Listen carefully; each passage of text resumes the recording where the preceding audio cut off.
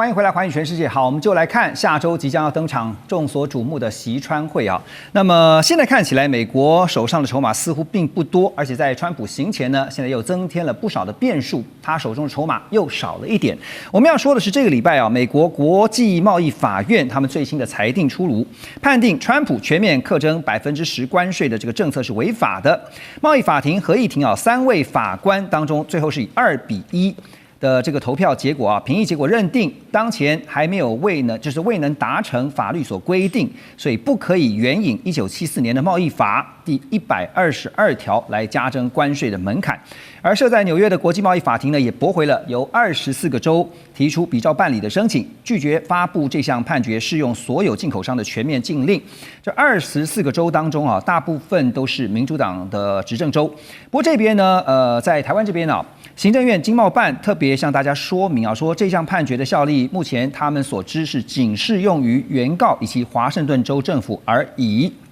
好，現在重點來了，關稅一向都是在川普口中啊，他說最好的字哈，也是最好用的談判工具。那大使啊，現在看到 IEEPA 122接連被判定違法，都不可適用，這對於接下來川普還想用關稅當工具，具體上會有什麼樣的打擊？您覺得？就是會造成很大的內部困擾。對，因為事實上的話，就是這個是就法論法的事，這不是一個政治問題啊。就美國的憲法寫得非常清楚，關稅是屬於國會的權利。是，所以過去我們跟美國政府，就是說以前跟他們有一些交手的時候，我們都很清楚，重大的政策要跟國會去聯繫的。那行政部門我們沒有權啊，對。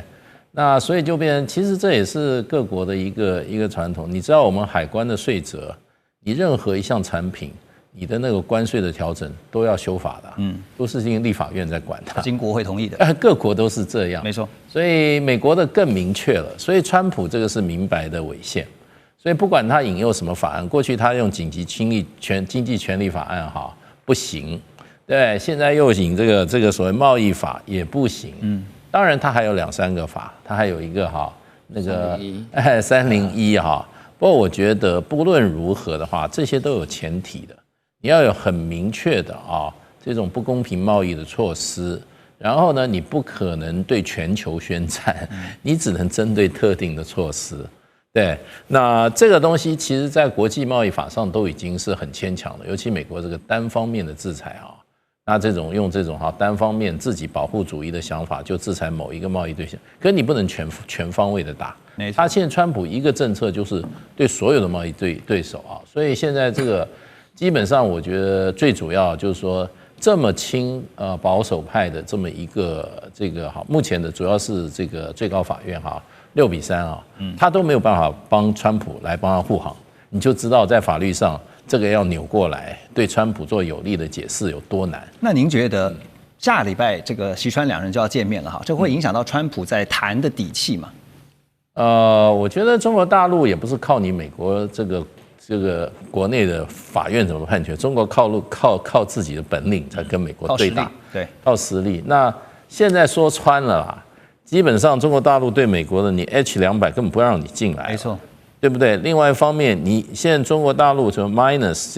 這個軟體 AI 軟體，事實上就已經顯示，在 AI 軟體方面的這樣子的發展，中國大陸已經被人家掠奪，就是說這種所謂的這種去仿效跟學習挖角的對象了。所以大家的水平中國大陸有些超過美國了。所以，另外一方面，就硬件的部分的話，中國大陸7奈米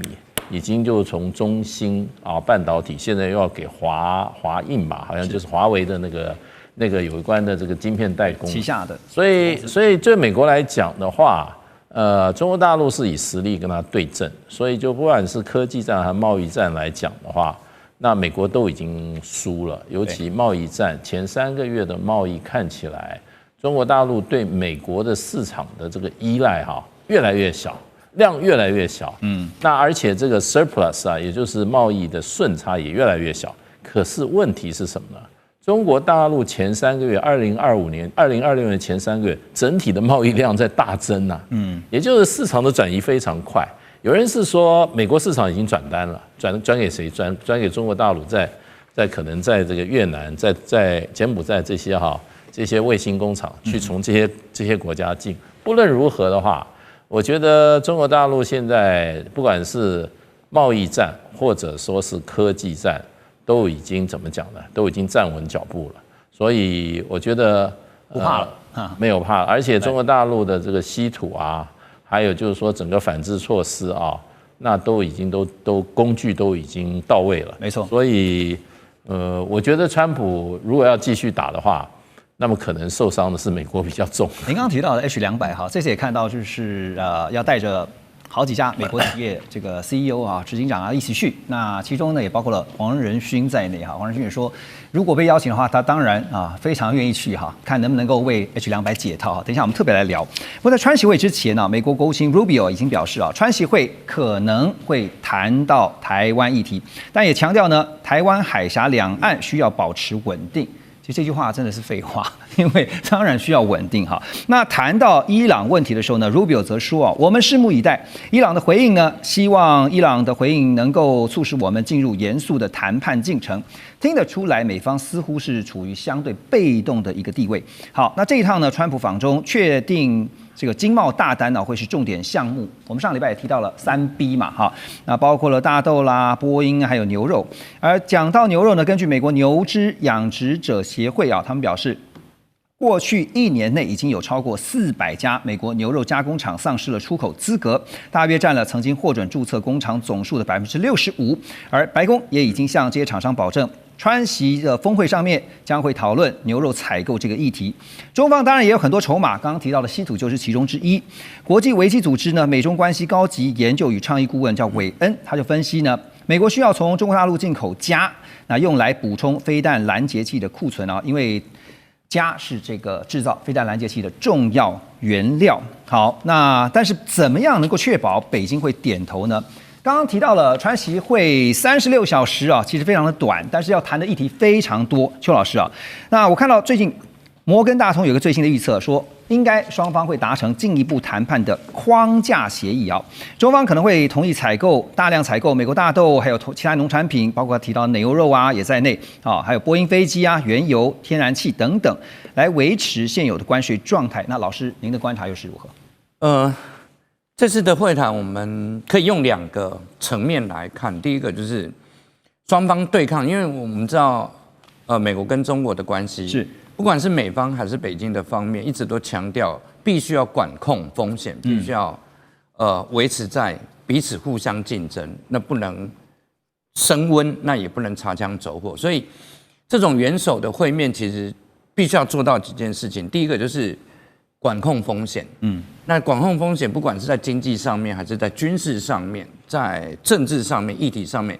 過去這段時間其實已經都雙方累積足夠的彈藥，但是必須要管控風險，這是一個。第二個就是要展望未來，就雙方能合作的部分要合作，那沒有必要的對抗要避免。我想這2個主要的目的是川普跟習近平在這次北京會面最主要的定調。那為什麼？因為有些問題都必須要到雙方最高元首來拍板的，那個不會是很多很細的問題。那至於我們講的什麼採購清單啊，到底誰買多少，哪一家公司要什麼，那個是現在其實我覺得都已經定案了，那個都是之前過去這幾個禮拜都大概就已經談好，因為畢竟2天的時間，那雙方的元首大概就是行禮如儀，把底下幕僚已經都簽訂的東西拉上來，那這個是國家戰略的層面。第二個是商業的部分。我們必須要說，就是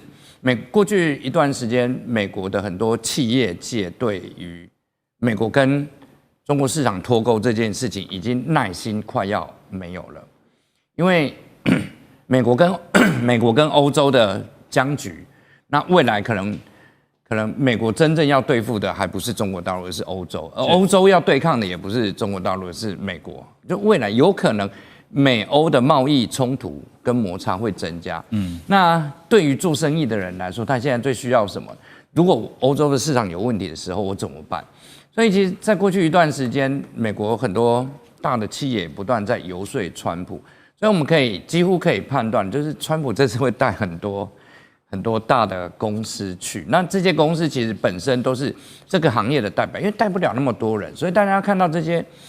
一起帶到北京去的這些，其實他就是這個行業的代表。所以我們可以看到這個名單裡面，其實就是這個行業找一個人來代表。那以 AI 這個部分，硬體的製造部分，當然就黃仁勳。那黃仁勳過去的態度，從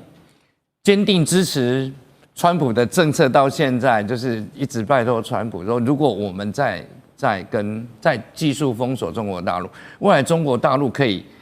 從軟體到硬體，他們都可以自己玩，那不跟我們玩了，那不跟我們玩，我們怎麼辦？賣給誰呢？對啊，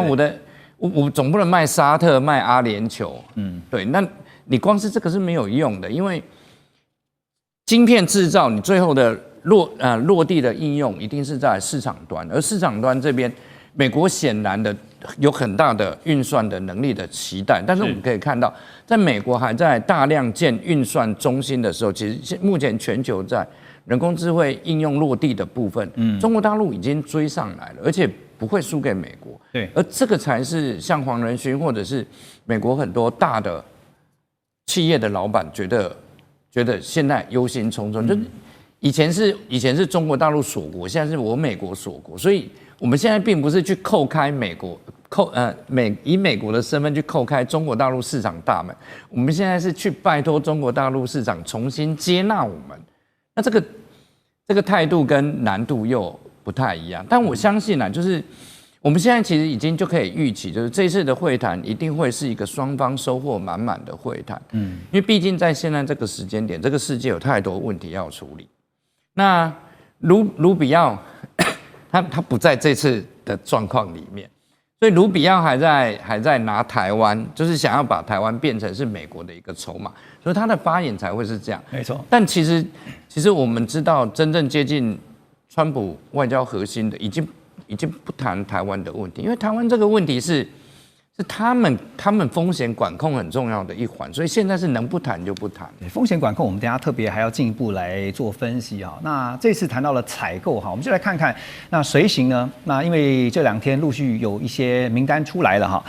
路透社也引述了5名消息人士當中有3個人的說法，提到說，在2017年啊，當時川普訪問中國大陸的時候呢，有29位的高階主管隨行。那這次的川習會呢，白宮跟財政部考慮邀請12家，至少啦12家美國的企業代表。剛剛邱老師也提到了是業界的代表。那美國媒體啊 Semaphore 那一表報道說呢，受邀訪中的企業高层包括了 NVIDIA 就輝達，還有呢蘋果、高通。另外金融方面呢，則有花旗集團啊，另外就是波音公司啊，這些企業的執行長一起同行。黃仁勳已經表示，如果受到邀請，他非常願意陪同川普出訪。提到了波音啊，那如果這次因為看到已經有媒體報道了。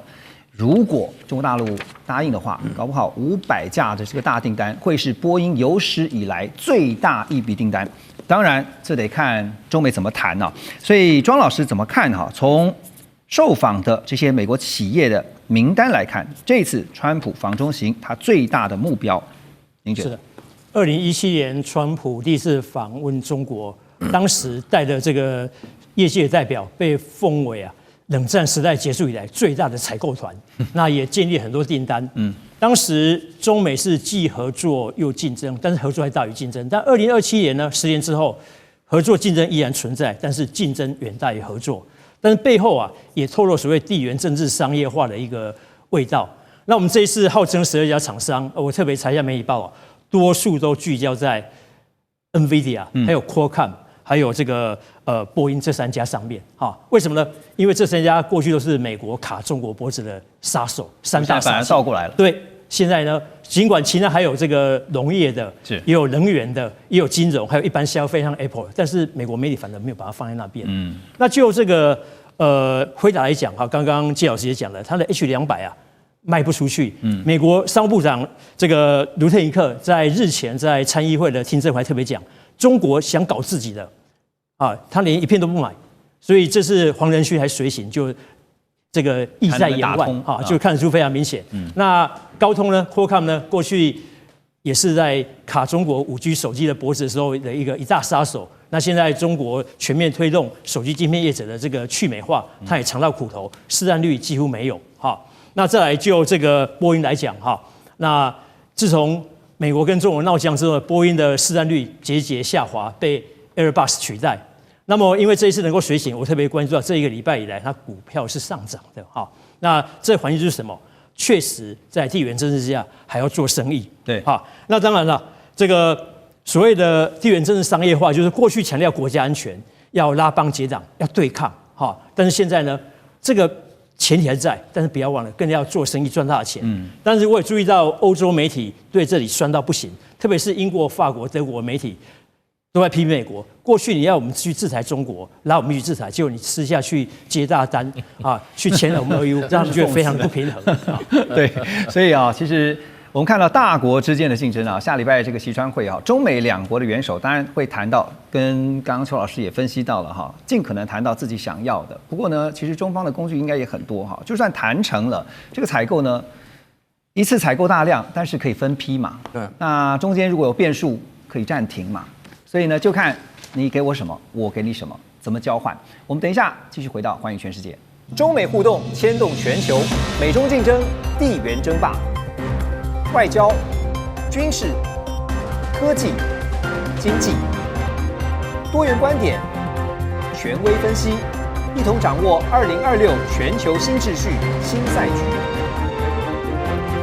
每週6日，寰宇全世界帶您走進全世界。